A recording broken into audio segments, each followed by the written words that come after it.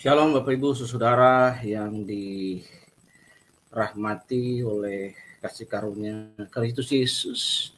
Apa kabar di hari ini? Jumpa lagi dengan saya, Pastor Roy Sipahelut, dan hari ini kita akan berbicara tentang 3 hal yang penting berkaitan dengan Paskah Kristus Yesus yang telah kita rayakan mulai dari Kamis Putih, kemudian Jumat Agung, lalu kemudian hari Minggu Kebangkitan, dan 10 hari Yesus berulang kali terus menampakkan diri kepada murid-murid, lalu 40 hari, lalu kemudian 10 hari setelah itu ada Hari Raya Pentakosta. Nah, berkaitan dengan hal ini saya ingin membagikan 3 hal yang penting yang berkaitan dengan peristiwa Paskah yang juga berkorelasi dengan iman Kristen kita, Bapak Ibu Saudara yang dirahmati oleh kasih karunia Tuhan. Memulai homili kita singkat ini, saya mau mengajak kita untuk berdoa sebentar. Kasih karunia Allah yang jauh melampaui segala rahmat, akal, dan pikiran dari Kristus Yesus menolong kami semua. Terima kasih Tuhan sebagai sebuah afirmasi atas kebaikan dan rahmat Tuhan. Maka kami bersyukur atas apa yang telah Tuhan buat. Dan hari ini kalau lewat Facebook dengan streaming yang sederhana ini, biarlah pesan yang sederhana ini dapat menolong dan membangun kami untuk senantiasa menempatkan, mengingat dan merenung kembali lagi makna dasar yang Paskah bagi kami. Di dalam nama Tuhan Yesus Kristus, kami percaya iman timbul oleh pendengaran dan pendengaran akan firman Kristus melalui pembacaan kitab suci yang kami baca. Roh Kudus menginspirasi kami, sebab Engkau sendirilah yang menuliskan, Engkau sendirilah yang menginspirasi para nabi untuk menulis kitab ini. Di dalam nama Tuhan Yesus kami sudah berdoa dan mengucap syukur. Amin. Nah, Bapak Ibu Saudara yang dirahmati oleh kasih karunia Kristus, kita mulai dengan satu kalimat dari Pilatus yang sangat terkenal ketika dia berhadapan dengan Tuhan Yesus face to face sebagai seorang prokurator Roma, seorang konsul, seorang prokurator dari negara Roma, di mana Yudea itu adalah vasal atau jajahan dari kekaisaran Roma. Nah, mari kita mendasari kalimat pertama yang diucapkan Pilatus ini dengan judul atau kalimat ini begitu terkenal, yaitu Quis est veritas, atau apa itu kebenaran. Kita dapat melihat perkataan yang fenomenal ini dan terdapat di dalam Yohanes 18 ayat yang ke-38, tetapi saya ingin kita mengajak karena pada Yohanes 18 ayat yang ke-33 terjadi percakapan dengan Tuhan Yesus, dan percakapan ini seperti sebuah interogasi dari Pilatus, dari prokurator, dari konsul jenderal Roma kepada Tuhan Yesus yang berdiri di hadapannya dan bersiap akan dihukum, disalib, dan lain sebagainya. Nah, mari kita lihat, kita membaca dalam Yohanes 18 ayat 33. Maka kembalilah Pilatus ke dalam gedung pengadilan, lalu memanggil Yesus dan bertanya kepadanya, "Engkau inikah raja orang Yahudi?" Jawab Yesus, "Apakah engkau katakan hal itu dari hatimu sendiri, atau adakah orang lain yang mengatakannya kepadamu?" Jadi terjadi dialek, terjadi percakapan di situ. Kata Pilatus, "Apakah aku seorang Yahudi? Bangsamu sendiri dan imam-imam kepala yang telah menyerahkan engkau kepadaku. Apakah yang telah engkau perbuat?" Jawab Yesus, "Kerajaanku bukan dari dunia ini. Jika kerajaanku dari dunia ini, pasti hamba-hambaku telah melawan, supaya aku jangan diserahkan kepada orang Yahudi, akan tetapi kerajaanku bukan dari sini. Maka kata Pilatus kepadanya, jadi engkau adalah raja. Jawab Yesus, engkau mengatakan bahwa aku adalah raja, untuk itulah aku lahir, dan untuk itulah aku datang dalam dunia ini, supaya aku memberi kesaksian tentang kebenaran. Setiap orang yang berasal dari kebenaran mendengarkan suaraku. Lalu ayat yang ke-38, Lai memberi perikop di atas Yesus dihukum mati di situ. Kata Pilatus kepadanya, apakah kebenaran itu? Sesudah mengatakan demikian, keluarlah Pilatus lagi mendapatkan orang-orang Yahudi dan berkata kepada mereka, aku tidak mendapati kesalahan apapun padanya. Jadi ayat yang ke-38, Pilatus bertanya kepadanya, apakah kebenaran quaes et veritas di situ. Bapak Ibu Saudara yang dirahmati oleh kasih karunia Kristus Yesus, perkataan Pilatus itu dari segi hukum, dia adalah seorang prokurator dan penegak hukum bagi warga jajahannya. Jadi hukum Roma itu berlaku di negara jajahan ketika seseorang melakukan kriminal dan lain sebagainya. Yesus yang berdiri di hadapannya tentu saja bukan seorang kriminal. Yesus dibawa ke hadapan Pilatus, dihukum dengan hukum, dituduh, difitnah, dituduh dengan hukum Romawi, dan ketika disidang, bahkan di dalam diskusi dengan Pilatus, tidak satupun kesalahan yang dituduhkan kepadanya itu terbukti dengan apa yang didapati oleh Pilatus dalam percakapan yang berupa interogasi ini. Bapak Ibu Saudara yang dikasihi Tuhan, Pilatus berkata, quaes est veritas, apakah kebenaran itu? Kebenaran tentu saja dari perspektif Pilatus adalah dia mengetahui segala seluk-beluk hukum Roma dan memperlakukan hukum Roma kepada warga negara jajahan, negara vasal yang melakukan tindak kejahatan. Jadi tentunya Pilatus punya standar kebenaran itu. Pilatus punya standar moral, kebenaran berdasarkan versi hukum Roma. Seseorang ketika break the law of Rome, maka dia akan berhadapan dengan hukum Roma. Jadi ketika Pilatus bertanya quaes est veritas to Jesus Christ that stand in his throne, Pilatus bertanya dengan menggunakan perspektif hukum Roma, di mana hukum Roma diberlakukan di Yudea waktu itu sebagai negara vasal, dan hukum agama itu dijalankan oleh para rabi, Sanhedrin, kelompok agama waktu itu. Nah, Bapak Ibu Saudara yang dikasihi oleh Tuhan Yesus, Pilatus tentu juga adalah seorang hakim di situ, sebagai seorang prokurator, konsul jenderal di situ, maka dia menjalankan hukum mewakili Kaisar Romawi. Nah, kita mengetahui pada era Yesus itu hukum Romawi telah menjadi hukum yang diberlakukan. Konsep hukum itu sangat maju sekali dalam hukum Romawi, dan asas-asas hukum itu dipakai juga dalam Kodeks Napoleon, dan bahkan sampai Undang-Undang Perdata, Pidana, Burgerlich-Witzbook, beberapa asas itu ada di dalam. Bapak Ibu Saudara yang dirahmati, perkataan Pilatus ini dari perspektifnya dia merasa diri benar, dia paham tentang kebenaran, dia tahu bagaimana mengadili orang, tapi kebenaran berdasarkan versinya dia. Kebenaran berdasarkan hukum Roma. Nah, mari kita lihat. Kebenaran tentunya berdasarkan kekristenan, Bapak Ibu Saudara, itu berbeda. Berdasarkan versi Alkitab. Di dalam Yohanes pasal yang ke-8, Bapak Ibu Saudara yang dikasihi, Alkitab berkata bahwa if you know about the truth shall make you free. Jika kamu mengenal kebenaran, maka kebenaran itu akan memerdekakan kamu. Ketika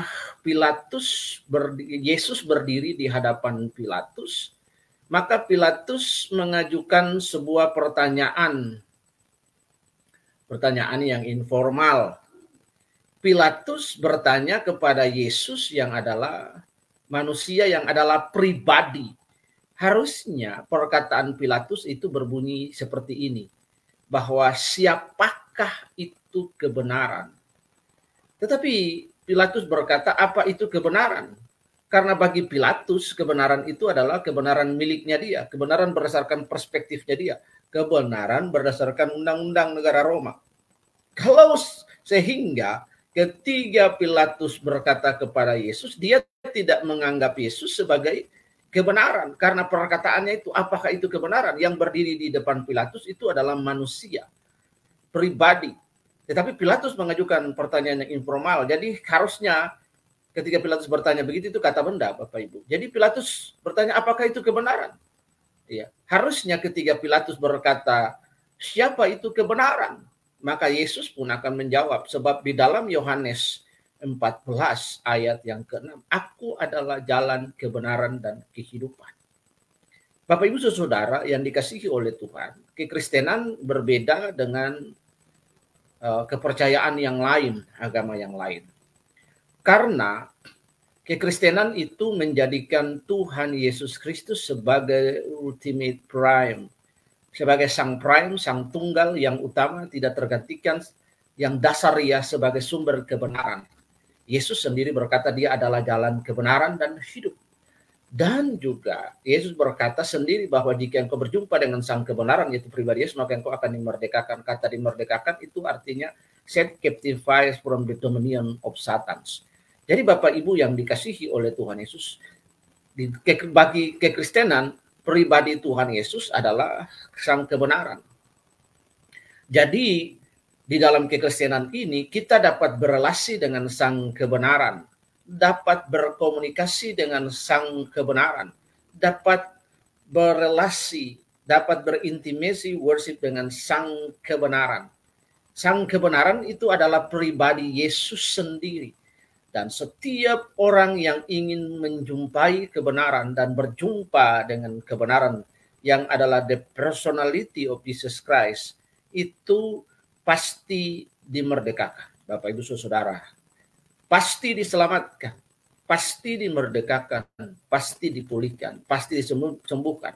Kalau kita lihat bagaimana secara mencolok Injil Markus memaparkan di awal pembukaan, kemudian sampai akhir bagaimana banyak mujizat yang terjadi di situ. Injil Markus sebagai salah satu dari Injil sinopsis begitu mencolok sekali menceritakan tentang keilahian Tuhan Yesus dan bagaimana Yesus membuat banyak mujizat, Bapak Ibu. Bapak Ibu saudara yang dikasihi Tuhan, pertanyaan bagi kita quis est veritas ini adalah sebuah pertanyaan yang keliru. Seringkali di dalam pengiringan kita kepada Tuhan Yesus Kristus, seringkali juga kita bertanya siapa itu kebenaran. Ataukah kita sudah Kristen, kita tidak tahu bahwa Yesus itu adalah sang kebenaran sendiri. Yesus adalah sang kebenaran, aku adalah jalan, kebenaran, dan hidup. Dia adalah jalan, dia adalah kebenaran, dia adalah hidup itu sendiri. Jadi seseorang tidak bisa menemukan jalan yang lain selain Yesus. Seseorang tidak bisa menemukan kebenaran yang lain selain Tuhan Yesus. Seseorang tidak bisa menemukan hidup yang lain selain Tuhan Yesus. Dia berkata, aku adalah jalan, aku adalah kebenaran, aku adalah kebangkitan dan hidup. Karena itu Bapak Ibu Saudara yang dikasihi oleh Tuhan, pertanyaan Pilatus adalah pertanyaan bahasa yang informal, quis est veritas. Apa itu kebenaran? Seharusnya Pilatus bertanya, siapa itu kebenaran? Jika Pilatus berkata siapa itu kebenaran, maka Yesus akan menjawab, aku adalah jalan, kebenaran, dan hidup. Bapak Ibu Saudara yang dirahmati oleh kasih karunia Kristus, seringkali orang Kristen juga seringkali bertanya, who is the truth? Kita harus tahu bahwa Yesus adalah jalan kebenaran itu sendiri. Seringkali kita meragukan pertanyaan ini, Bapak Ibu Saudara. Yesus adalah kebenaran itu sendiri. Bagi kekristenan, Yesus adalah kebenaran. Tidak ada yang lain, tidak terbantahkan. Kebenaran yang dulunya sampaikan adalah kebenaran berdasarkan persepsi mereka. Mereka membuat definisi tentang kebenaran, seperangkat gagasan tentang kelakuan, tentang perilaku. Tapi Yesus jauh melebihi semua penalaran yang dibuat, sebuah pengertian yang dibuat. Orang menulis kata kebenaran, and behind these words, orang mendefinisikan kebenaran itu. Tapi bagi kekristenan, for a Christianity, Jesus, himself, his personality is true for us, adalah kebenaran bagi kita. Perkataannya, kehidupannya, jalan-jalan hidupnya, semuanya adalah kebenaran. Karena itu Bapak Ibu Saudara yang dikasihi oleh Tuhan, karena kebenaran itulah Yesus berdiri di hadapan Pilatus. For the true Jesus standing in the throne of Pilate, Bapak Ibu, yang dikasihi oleh Tuhan. Dan dia harus mempertahankan dirinya. Bapak Ibu Saudara, kita melihat di situ Yesus berkata bahwa, Pilatus berkata bahwa apakah itu kebenaran. Mari Bapak Ibu yakinkan diri kita di dalam semangat Paskah 2024 bahwa Yesus Kristus adalah satu-satunya jalan kebenaran dan hidup, dan every man, every woman, all the humankind that was meet with Jesus Christ, his life must be changed. Hidupnya pasti berubah ketika orang bertemu dengan Yesus yang adalah jalan, orang bertemu dengan Yesus yang adalah kebenaran, orang bertemu dengan Yesus yang adalah kehidupan. His life must be changed. It must, not an option, Bapak Ibu Saudara yang dirahmati. Jadi jangan pernah ragu lagi. Alkitab telah memuat seluruh kebenaran Allah. Karena itu percayalah kepada sifat kanonik Alkitab, clarity, infallibility, otoritas, dan lain sebagainya. Ada 6 sifat Bapak Ibu. Ada sifat clarity, infallibility, sifat otoritas, dan sifat-sifat yang lain. Percaya kepada Alkitab sebagai kebenaran mutlak. Bapak Ibu Saudara yang dikasihi oleh Tuhan. Jadi pribadi Yesus bagi Kristenan adalah kebenaran. Sehingga orang Kristen harus bertanya siapa itu kebenaran. Maka jawabannya Yesus adalah kebenaran. Bukan apa itu kebenaran. Bapak Ibu Saudara yang dirahmati oleh Tuhan Yesus Kristus. Yang kedua, kita akan melihat tentang perkataan yang kedua, yaitu tentang ecce homo, seperti judul yang saya taruh adalah Quis est veritas, ecce homo quo vadis. Bapak Ibu Saudara yang dikasihi oleh Tuhan Yesus, kita dapat melihat di dalam Yohanes yang ke-15 ayat yang ke-5 di situ. Pontius Pilatus, gubernur Romawi, itu membawa Yesus keluar setelah melalui proses persidangan, interogasi yang dilakukan. Dan kemudian Pilatus nanti akan melakukan sebuah prosesi cuci tangan di situ. Seharusnya dia punya hak, dia punya kuasa untuk memberikan garasi pengampunan. Tetapi secara politis juga kita melihat dia ingin menyenangkan hati orang Yahudi, karena memang dalam sejarah ada beberapa kesalahan yang dilakukan oleh Pilatus. Ya, pada lain kesempatan kita akan belajar tentang akhir hidup daripada Pilatus ini. Ada banyak pendapat sarjana teologi yang menyampaikan akhirnya dia dibuang, dia dibunuh, diasingkan, dikucilkan jabatannya, dicopot, dan lain sebagainya. Nah, Bapak Ibu Saudara yang dikasihi oleh Tuhan, di dalam Yohanes 15 ayat yang ke-5, perkataan Pilatus yang paling terkenal selain Quis est veritas adalah ecce homo. Ecce homo bermakna artinya lihatlah manusia ini. Bapak Ibu Saudara yang dikasihi oleh Tuhan Yesus, ungkapan itu mengandung makna yang sangat dalam. Ecce homo berbicara tentang Kristus Yesus yang tak bercacat dan tak berdosa. Di mata Tuhan diperlakukan tidak manusiawi oleh para serdadu Romawi. Bapak Ibu Saudara yang dikasihi oleh Tuhan, Pilatus seolah-olah mau mengatakan sesuatu yang ironis sekaligus absurd telah terjadi yang selama ini. Orang memanggil Tuhan Yesus itu adalah Mesias, guru dan rabi. Dan dia adalah guru, dia adalah rabi, dia adalah Tuhan. Bapak Ibu Saudara, dan Mesias orang Yahudi ini diperlakukan secara tragis, diarak, diludahi, dimahkotai duri, dan akhirnya disalibkan. Bahkan ada satu adegan di mana Yesus tidak saja ditikam, dipaku lambungnya, dicambuk, dan lain, mukanya tidak berbentuk, kata Nabi Yesaya, dan lain sebagainya. Ada satu momen yang begitu menghinakan sekali pribadi Yesus yang dipanggil ecce homo ini oleh Pilatus di hadapan, in the front of the crowded people. Bapak Ibu Saudara, di sini kita melihat yaitu tentang silospongelium. Jadi alat cebok Romawi yang ditaruh spons, yang kemudian ditaruh di ember, ada cuka atau anggur murahan yang biasa diminum oleh prajurit Romawi, itu dipakai untuk membersihkan cebok pantatnya orang Romawi ketika selesai buang air besar. Jadi itu dipakai. Jadi bekas cucukan itu, cebokan silospongelium itu ditusuk di anggur baru dikasih ke Yesus, itu diambil dari air cebokan di ember, bekas cebokan ditusuk ke mulut Yesus. Jadi Yesus dikasih makan air tai itu, Bapak Ibu, dikasih oleh Tuhan Yesus. Itu sebuah penghinaan dan pelecehan kepada manusia Kristus Yesus yang tiada terperi. Itulah sebabnya Bapak Ibu Saudara, Pilatus maksudnya berkata di hadapan orang banyak itu, dia memanggil Yesus dengan sebuah panggilan yang melecehkan sekali, ecce homo, Bapak Ibu.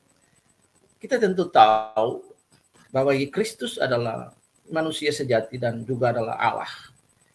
Dalam kemanusiaannya, Bapak Ibu Saudara, Filipi berkata, kita dalam kekristenan mengenal sebuah istilah yang yaitu kenosis. Yesus mengosongkan dirinya dalam rupa manusia. He is God. Bapak Ibu yang dikasihi Tuhan. At the same time, Bapak Ibu, dui natur Yesus adalah Allah dan juga adalah manusia sejati, adalah Allah. Bapak Ibu Saudara yang dikasihi oleh Tuhan Yesus. Peristiwa historis yang terjadi ini, yang tidak saja direkam oleh orang-orang di luar Kristen, direkam seperti Flavius Josephus, Samosata, dan lain-lain sebagainya tentang peristiwa Jumat Agung ini, kemudian Talmud Yahudi, Tacitus, dan lain sebagainya. Bapak Ibu, kita melihat di sini peristiwa historis ini terjadi, Bapak Ibu, maknanya dalam sekali ketika Pilatus berkata ecce homo, Bapak Ibu. Ecce homo berbicara tentang penderitaan. Di situ bagaimana seorang manusia, harga dirinya, values-nya, nilainya, kemuliaan manusia itu ketika dia sebagai makhluk ciptaan yang termulia, itu begitu dilecehkan kemanusiaannya sedemikian rupa di hadapan banyak orang. Jadi secara publisitas Yesus itu dipermalukan, Bapak Ibu. Secara publisitas Yesus sangat dipermalukan ketika dia berdiri di hadapan Pilatus, dan kemudian Pilatus menunjuk dia dan berkata ecce homo. Dia pribadi ketika dihukum pidana oleh hukum Romawi, ya, pengadilannya juga pengadilan yang cacat, segala tuduhan dan lain sebagainya. Dihukum oleh para saudara Romawi, dilecehkan sedemikian rupa di situ. Kemanusiaannya ditanggalkan, tidak ada lagi sisi manusiaan yang tersisa. Dan ketiga orang Romawi ini memandang dan menghakimi Tuhan Yesus, dicambuk, ditusuk, dipaku di atas kayu salib sebagai seorang penjahat kriminal. Bapak Ibu Saudara, jadi ketika Pilatus berkata ecce homo, maka dalam gambaran yang dianggap selama ini Yesus adalah guru, rabi, Mesias bagi orang Yahudi. Ketika Pilatus berkata ecce homo, maka dia diperlakukan, diarak, dilulahi, dan mahkota disalib. Dan dimahkotai duri dan akhirnya disalibkan. Bapak Ibu Saudara, aspek yang paling menonjol dari ecce homo adalah makna tentang penderitaan. Jadi ketika Yesus dipertontonkan dalam kondisi lemah, hina, ditanggalkan seluruh kemanusiaannya. Dia tidak hanya menunjukkan dia sebagai manusia sejati, namun dia merasakan penderitaan yang amat sangat.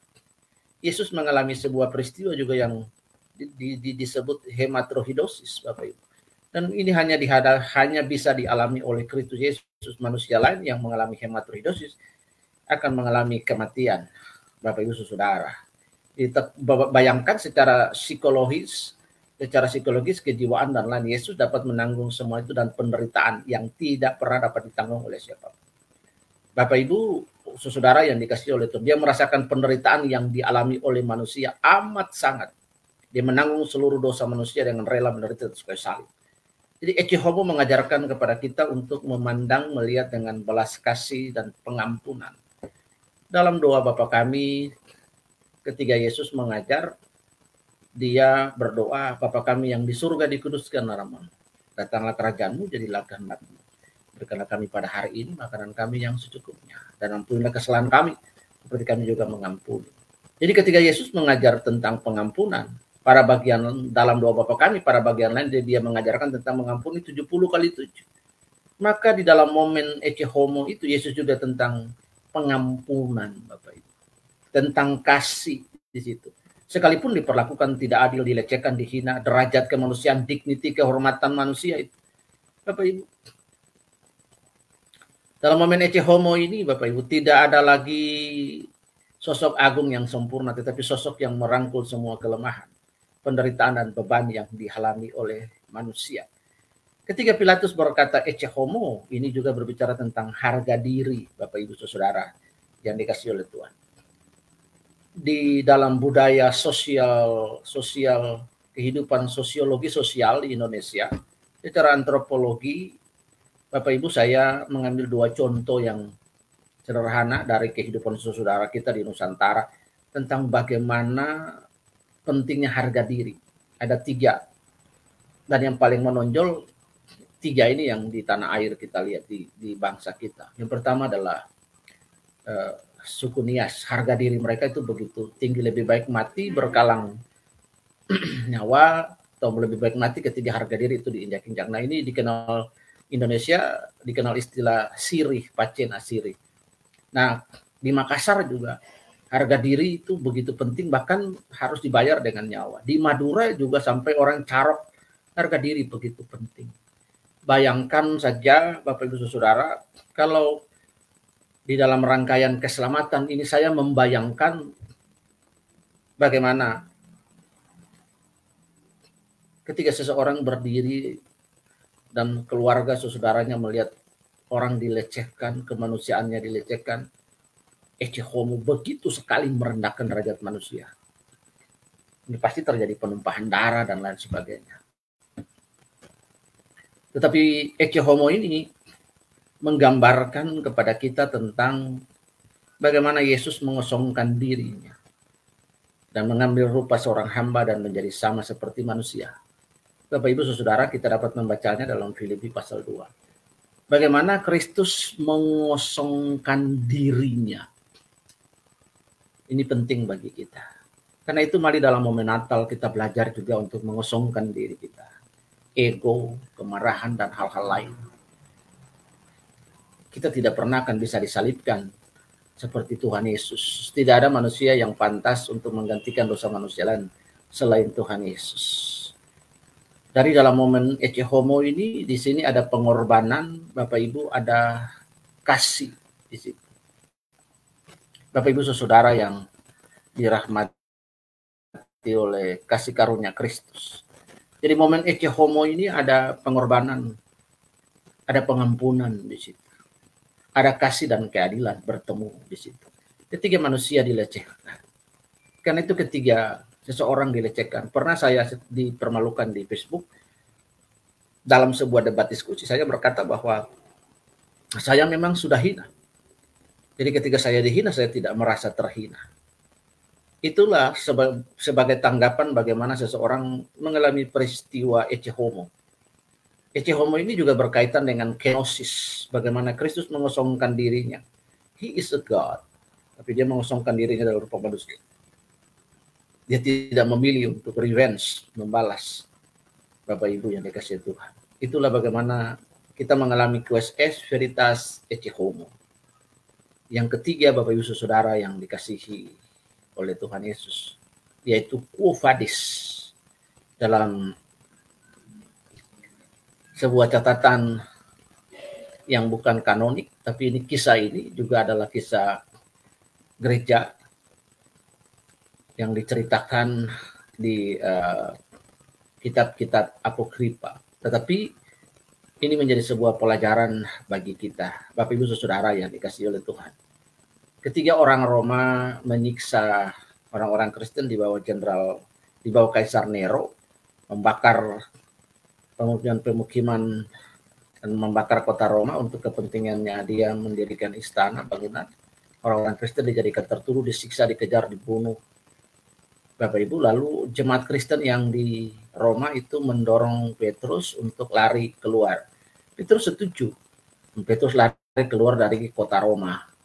Petrus keluar dari kota Roma, Bapak Ibu Saudara yang dikasihi oleh Tuhan, di sebuah jalan yang bernama Tres Taberne via Appia.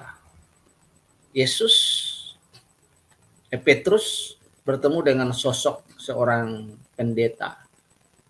Sementara Petrus keluar, di belakangnya dia asap mengepul, sudah sedang terjadi pembantaian di dalam. Ada seorang domine, pendeta, rahib, itu masuk menuju kota Roma yang sedang terjadi penyiksaan. Mereka saling berpapasan, lalu kemudian Petrus mengajukan sebuah pertanyaan kepada sang pendeta, sang rahib ini. Pertanyaannya adalah, Quo vadis Domini? Quo vadis Domini? Mau kemana pendeta?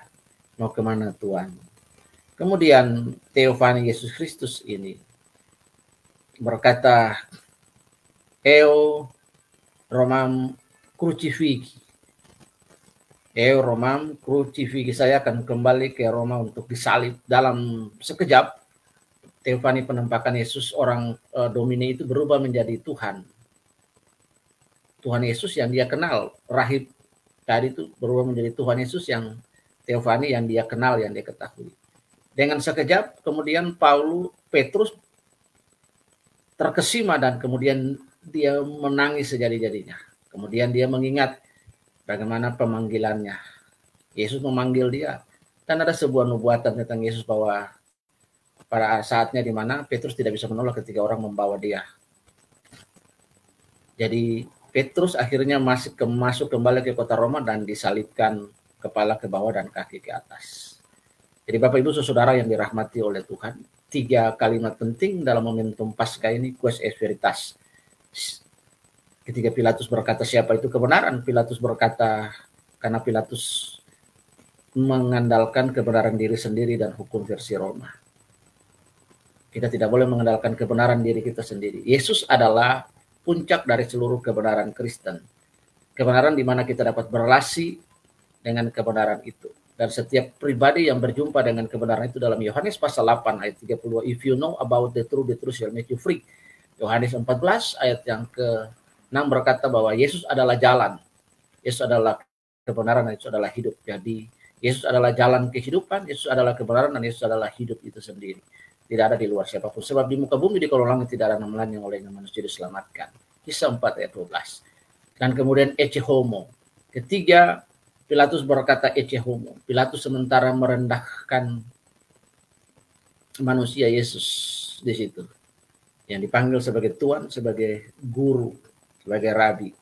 Di awal ketika Yesus masuk Yerusalem, daun palem dikibar-kibarkan dan mereka berkata kemuliaan bagi Allah di tempat yang maha tinggi. Dan pada momentum yang berikutnya mereka mulai menyalibkan Tuhan dan berkata, Barabah, salibkan dia. Bapak Ibu Saudara yang dikasihi oleh Tuhan, Yesus mengosongkan dirinya dan mengambil rupa seorang manusia, just to save you and me. Dalam Efesus pasal 2 ayat yang ke-8, bahwa kita diselamatkan bukan hasil usaha kita. Karena itu kita menerima gracia, anugerah, sesuatu yang tidak pantas kita terima, tapi kita terima. Itu adalah kebaikan Tuhan yang tidak terbatas sepanjang sejarah dan zaman, Bapak Ibu, bagi setiap manusia.